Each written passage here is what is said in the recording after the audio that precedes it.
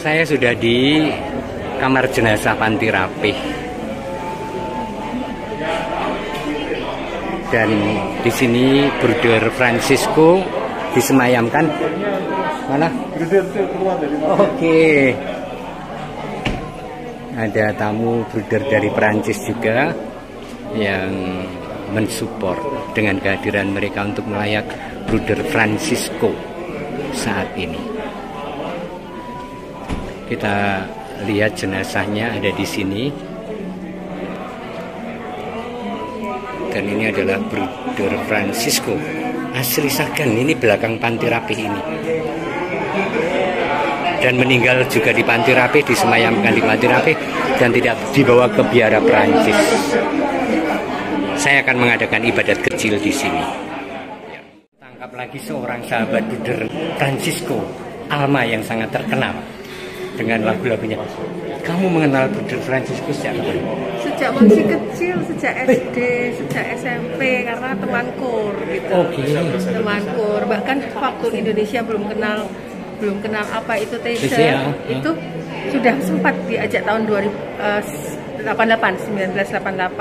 Diajak, yuk mah ke sana, ke Perancis. Lagu iki opo, teise apa? Apakah mama saya boleh berangkat ke sana? Dan kamu ke sana? Enggak, karena saya habis dari tur vokason yang sudah bolos kuliah 3 bulan gitu. Jadi akhirnya Bruder Tono itu dengan satu teman lagi namanya Henry yang sekarang juga udah meninggal, itu mereka berangkat ke sana. Nah, sejak saat itu kemudian dia aktif mengenalkan teise ke Indonesia gitu. Dan kamu sangat intensif terus-menerus sejak dari kecil sampai kematian ya, karena dalam komunikasi ya?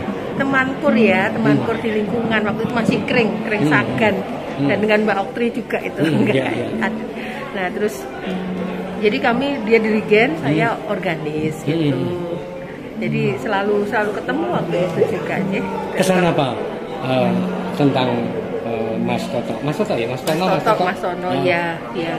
Jadi itu namanya Tono Kermit, karena dulu ada yang namanya Tono satu lagi, tapi karena dia mungil jadi Tono Kermit gitu. Ya kesannya dia cukup cukup passionate gitu ya dengan musik-musik gereja, makanya dia nggak semua orang mau jadi dirigen dan dia mau gitu, karena dirigen itu banyak pengorbanannya, tapi dia mau gitu. Jadi aktif di lingkungan, terus kami tiap tugas lingkungan Sagan itu di Kota Baru itu dia dirigen, saya organis gitu. Jadi cukup aktif. Kalau nonton, nonton konser ya, mari kita nonton gitu. Oke, terima kasih Ibu Alma ya. Kamu punya pesan apa kepada orang-orang muda dalam gerakan doa dan gerakan persaudaraan? Karena dia kan TC itu diantaranya pesannya kan persaudaraan dan doa. Jadi kalau karena saya suka musik ya, saya juga melihat bahwa bagaimana musik teise itu sangat sederhana dan mudah untuk dinyanyikan, mudah untuk diingat karena hanya refren bait begitu, dan itu ternyata bisa berhasil menggerakkan hati banyak orang di seluruh dunia, mengumpulkan orang untuk bersama berdoa. Nah itu luar biasa sekali. Jadi yang mempunyai talenta di bidang musik, mari kita bersama-sama untuk memuliakan nama Tuhan, jembarke keraton dalam di bidang musik. Lagi sahabat Bruder Francisco yang wajahnya mirip saya tentu saja karena kakak adik. Oktri, kamu mengenal Bruder Francisco sejak kapan sih? Sejak kecil ya, tahun 80-an.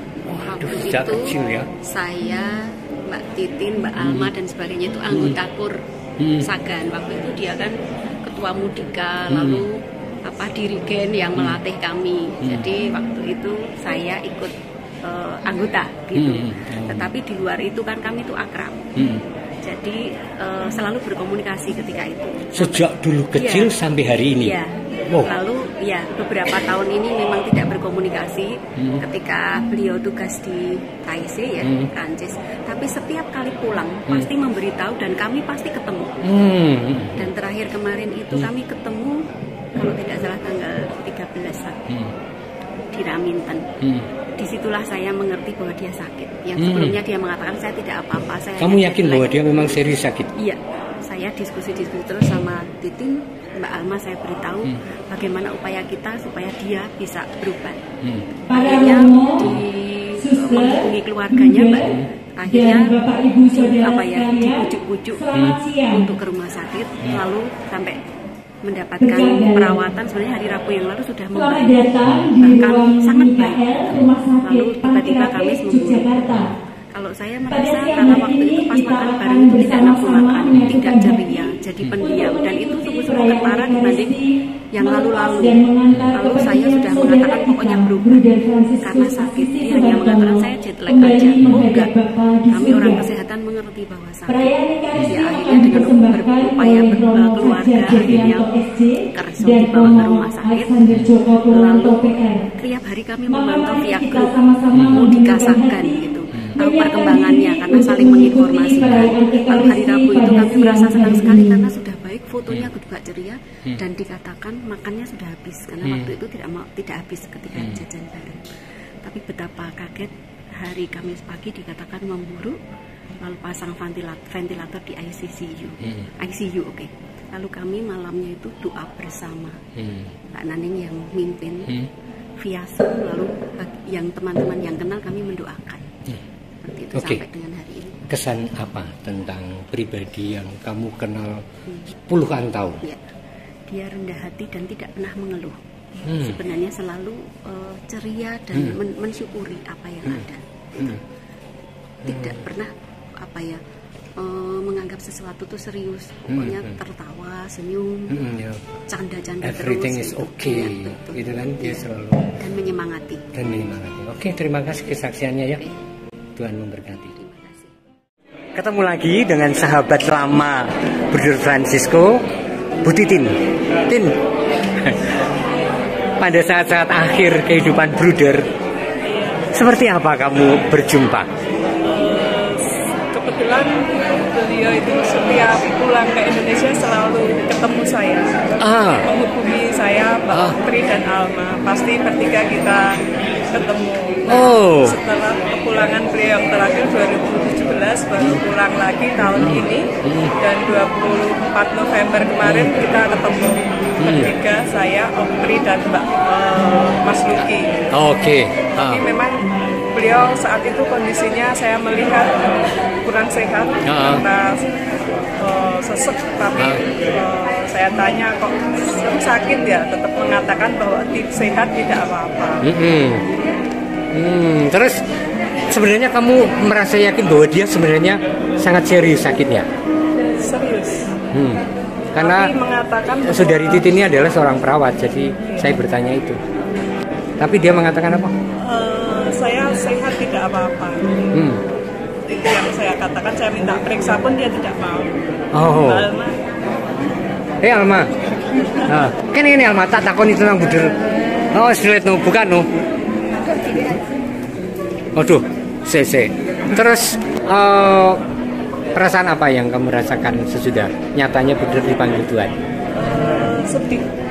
Pada waktu sebelumnya kan saya ketemu terakhir Kamis, terus saya pantau terus, saya berhubungan dengan kakaknya, saya WA supaya membujuk beliau untuk periksa ke rumah sakit, tetapi dia tidak mau.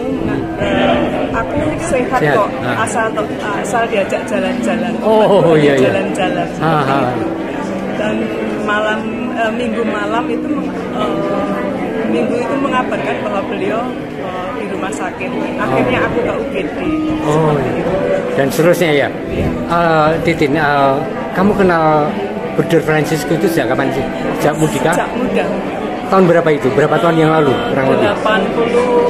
85 karena teman satu kegiatan, kalau ke Bogor saya ikut gabung, kemudian dan terus komunikasi selama ini.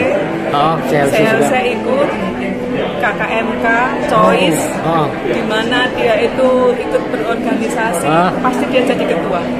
Ketua dan dia dengan senang hati, tanpa paksaan, pokoknya aktif sekali dan tidak pernah mengeluh. Dia juga aktif untuk diri Genso. Pernah suatu saat kita itu sudah siap di Kota Baru untuk bernyanyi, dia belum datang karena dia ikut kampanye. Waktu itu 2019 berapa ya? Lupa saya.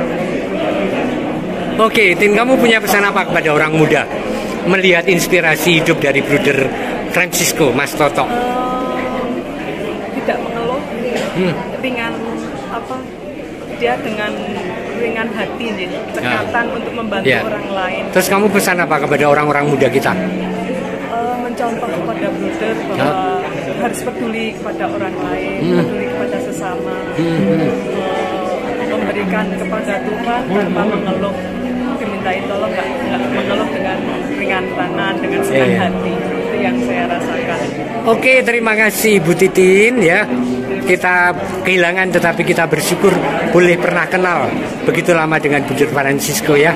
Tuhan memberkati. Amin. Ditunggu neng Wonogiri ya.